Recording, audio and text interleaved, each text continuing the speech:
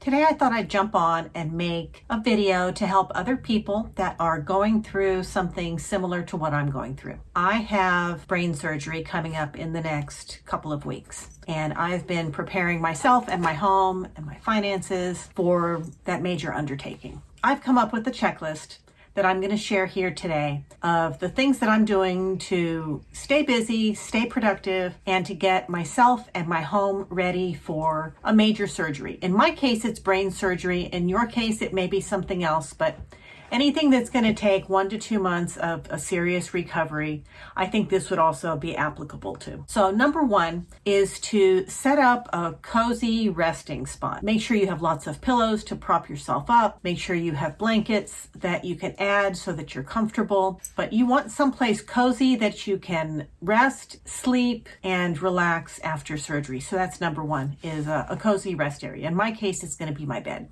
Another thing that you want is wherever you set up the rest area, you want to make sure that it has easy access to a bathroom. You don't want to have to climb stairs or do anything like that. You want to have a nice flat path to get from your rest area to the restroom. Okay, the second thing that you want to do is you want to make sure that the place that you're going to be recuperating is as safe as possible. So this means if you have any loose throw rugs, you may want to roll those up and put them away for now. If you have any area rugs that are on rug pads, you might want to use some double-sided tape and make sure that they're secure. In my case, I've rolled up all the rugs because I have a puppy in the house and he's pee pad trained and he treats rugs like pee pads. So we don't have any rugs in the house. I just have the laminate plank flooring. This is the culprit right here. He's a very sweet boy. He's not rug friendly, so we don't have any rugs in the house, so I don't have to worry about that. One thing that I did do in the safety department was I did install handrails in my bathroom. I have one near the toilet and I have another one near the shower so that if I feel unsteady or I feel like I'm slipping, I have something I can grab onto. That'll also help me get in and out of the shower safely and get up and down from the toilet safely. Along the same lines, if you have an upstairs bedroom, you may want to relocate to a downstairs bedroom while you're recovering so that you don't have to, you want to avoid stairs. You also want to clear all your paths. Look at your hallway, look at your rooms, look at your bedroom, look at the living room, and make sure that there aren't things lying out, whether they're plants or decorations or cords. You want to remove anything that you could trip on because you may not be as sharp after the surgery or as aware, and your feet may not move as well. So you want to make sure that there's nothing in your path that could make you trip and fall. The last thing you need after a major surgery is to cause more injuries by falling. This is another good time if you have an outdoor porch or stairs. You do want to make sure that your handrails are secure. If you have any loose handrails, you want to tighten them up now. You want to make sure that nothing is going to come loose. You'll be relying on things like that more when you come home. So if you have loose handrails, you want to take care of those now. I mean, you should take care of those anyway, but now especially. Okay, number 3, you want to make sure that you have assistance with daily tasks. Set up a space with the necessities within easy reach. This is when one of those over-the-bed hospital tables come in or a breakfast in bed table. But you want to be, or even your nightstand or your bedside table, you want to make sure that it's fairly clear so that it has room for, a bottle of water, your medication, reading glasses, phone chargers, any of those types of things that you want to have handy. You want to make sure that they're within easy reach, that you don't have to go hunting for them. Because in my case, after a brain surgery, I'm not even going to be allowed to be alone for the first month because of the risk of falling. So you want to minimize the things that could contribute to a fall. And along that same line, as far as assistance with daily tasks, you want to make sure that you have people in place that can come and check on you, help you, make sure you're eating, help you to the restroom if you need it, and things like that. In my case, I've got two people that love me that are going to come take care of me. My daughter is going to spend the first 2 weeks, and my best friend is going to come spend the second 2 weeks. And so I'm really grateful that I have people that are going to check in on me.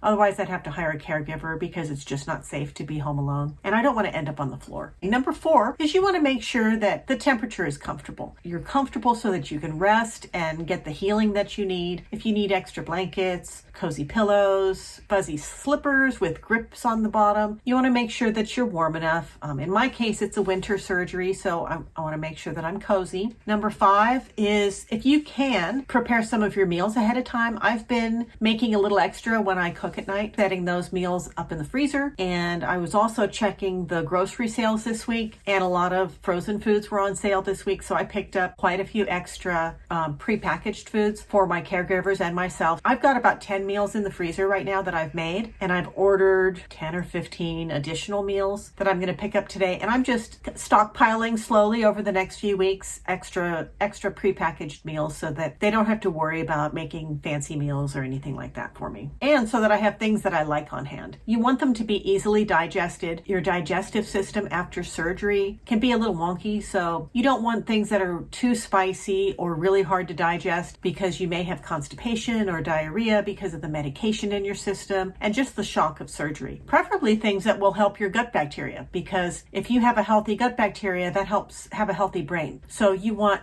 the healthiest foods after a major surgery like that, but you want to make sure that it's something that you enjoy eating that's easy to digest. Number 6, you want to make sure that you have your phone and your phone chargers and entertainment nearby. In my case, I know that they want me to limit screen time after the surgery, so TV and Kindles and my phone are something that I should be avoiding in my recovery. So what I did was, over Black Friday, when Audible had all their sales on books, I keep a running wish list whenever I hear about a book that I might like, and I add it to my wish list, and then when I have credits available, I go ahead and choose from my wish list and buy books. Well, when Black Friday hit, they had a lot of the books at 85% off, so I stocked up and I bought as many books as I thought I could listen to in a 2-month period of time. So my Audible library is completely full of books. So that's my plan. But I think it's good to have a plan.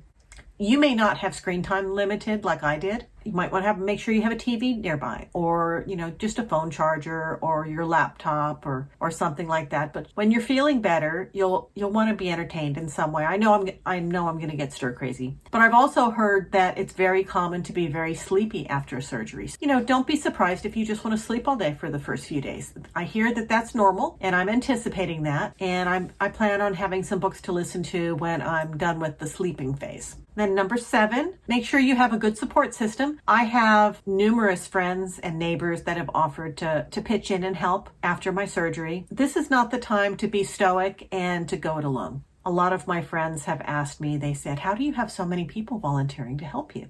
I think it helps to be friendly in general and to be helpful when other people need it. And I think people really remember that. Aside from that, I think it also helps that when people do offer to help you, rather than just automatically saying, no, I got it, I'm good, think about it for a minute. This is not an everyday situation. This is time when people that love you want to help you, let them. My grandmother, a long time ago, and I think she was trying to give me something, and I said, oh, Grandma, it's too much, you shouldn't. And she scolded me. She said, when somebody wants to do something nice for you, don't argue with them and make them feel bad about wanting to do something nice for you.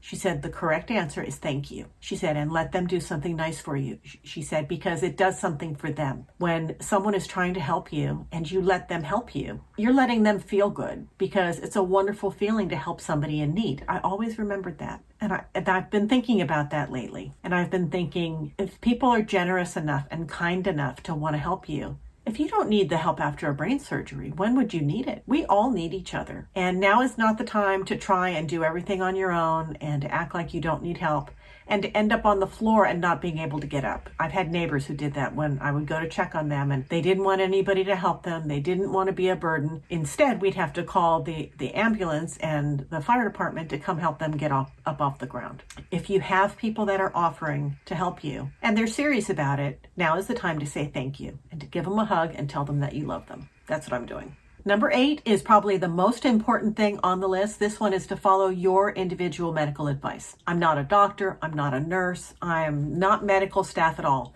I am merely a patient that has a brain tumor that's pretty big, that's going to be removed in the next few weeks. I'm not a lawyer. I'm not a financial advisor. I am just a 59-year-old woman who's got a health crisis that is getting managed. So if your doctor has advice that conflicts with anything that I share today, listen to your doctor. He's the boss, not me or she. Make sure that you take the medicine that they give you and the advice that they give you that is tailored to your specific circumstances.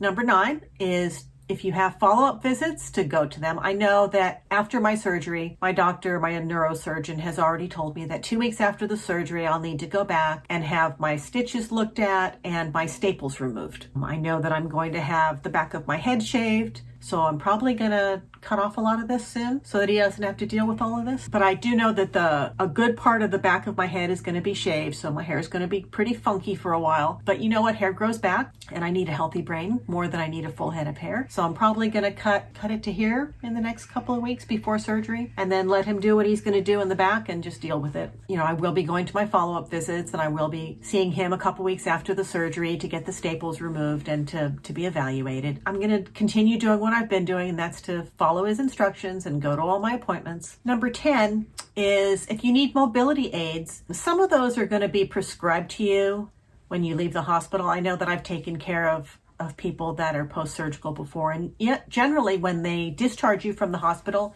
if you're going to need a walker or a cane, they normally send that type of medical equipment home with you. I know that there were a few things that I purchased ahead of time. I purchased a shower bench so that I can sit down and rest while I'm showering. And in my case, I'm not going to be allowed to shower for the first couple of weeks until my staples are removed. But after that, I may still not be strong enough to stand in the shower, or it could be a tripping hazard. So I've got a shower bench that I'm going to put in there. The other thing that I purchased that I haven't installed yet, I'm kind of on the fence whether I want to install it or not, but it was on a list that I saw earlier, and so I went ahead and picked it up, it's kind of like a booster seat that goes under the toilet seat, and it raises it up about 4 inches so that it's easier to sit down and get up. Sometimes getting up after a brain surgery can be difficult, and so this kind of gives you a little extra boost. I don't know if I want to fool with that or not, but I purchased it and I have it. I've been kind of putting off installing that, but that's something that I did purchase, and that was recommended. One thing that I do plan on doing is I do plan on doing all my laundry before I go into the hospital, so that when I come home, all my clothes are clean, my bedding will be clean, my blankets will be clean. I don't want to come home to a dirty bed, especially when I'm going to spend so much time in it. And I don't want to have to worry about what am I going to wear. So I've ordered some new loungewear because I figure I'm going to probably be in pajamas most of the time for the first month. So I got some loungy clothes that are comfortable, that are non-binding, that I can sleep in and nap in and spend some time in. Got those on order. And I do plan on getting the house all cleaned up for the same reason. I've been cleaning and decluttering, mostly just so that it gives me something to do. I've had a lot of nervous energy, and so I've been decluttering and cleanings and just dealing with some last minute projects that I've been working on that maybe I didn't finish in time. I've been trying to wrap up my projects. I've also been working really hard to make sure that I have enough cash set aside to deposit to my bank account so that my auto drafts don't get overdrawn. All of my bills are set up on auto pay, so I just need to make sure I have enough money coming into the account. I have enough money in my account for January. I'm usually a month ahead, so I've got all of January covered. I've also been saving. If you want to see some of my savings videos, I'll link them at the end. But I've also been able to, my expenses are very low. I've been able to save an additional 2 months aside in cash, and my daughter is the executor of my estate. I've got a trust set up. I've got all those documents set up, and she knows where the cash is. So at the end of January, if I'm not well enough to go to the bank, she's going to know where the cash is and she can deposit it to the bank. Along the same lines, I am going to make sure that she knows where all my passwords are, where all my banks are. If something happens and I don't come out functioning as well as I went in, she's my emergency contact. She is the person. I do have a revocable living trust set up. She's the executor and the trustee, the backup trustee. I'm the first trustee. She's the second. She's got permission to handle my affairs. Whether I've got a medical directive where she has permission to make medical decisions. There's also a financial power of attorney where she has permission to act on my behalf financially. And for that to be effective, she needs to know where I bank and how to get into the passwords and how to check on the bills online.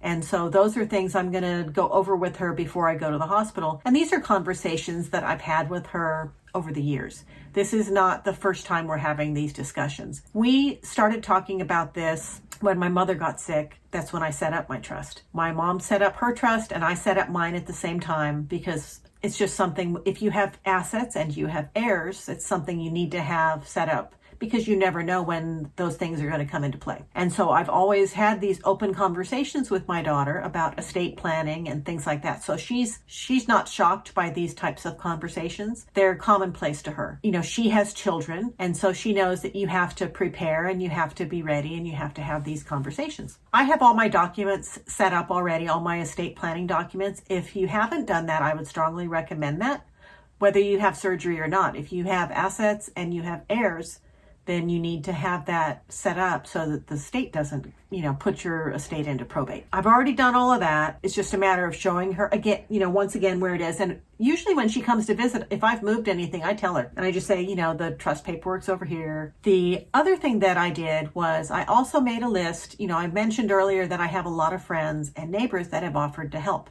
And if for any reason my daughter gets in a jam or she needs emotional or any type of help, I've made a list of about 10 people that live locally that have offered to help, that I trust, that know me. And I've given that list to my daughter as well as to my friend who's going to be here the second 2 weeks. So if they need a ride somewhere and my car's not working, they're on my insurance policy. They're going to be covered to use my car while I'm down. But who knows what could happen? And I'm a planner, so I've given them all the names and I've told the people that their names have been shared. They're on my friends and local people list for my caregivers, and nobody has a problem with that. They're all happy to do it. And then the last thing that I would say that you definitely need to take care of is have a plan for your pets. I have 4. I've got this little dude, my little sweet puppy who's always with me. This is Butchie.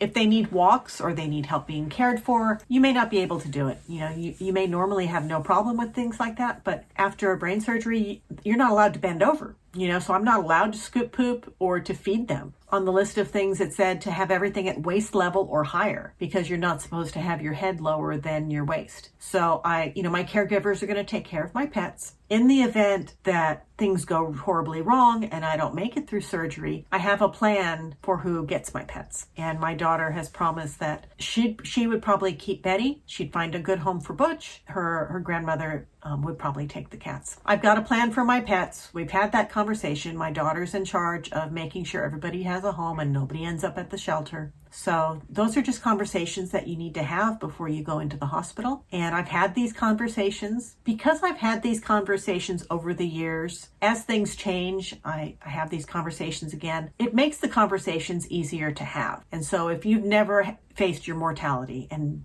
done the paperwork on it, I would strongly urge you to do that. The more you do it, the easier it gets. I don't know if these are going to be the best things for you. They're just what I'm doing. I hope that something on this list will remind you, oh yeah, I might need to do that. So if it helps somebody, that is my goal. Whatever your surgery, I hope that it goes well, and I hope half of this stuff was unnecessary and that you're feeling so good that it doesn't even matter. And I'll see you on the other side.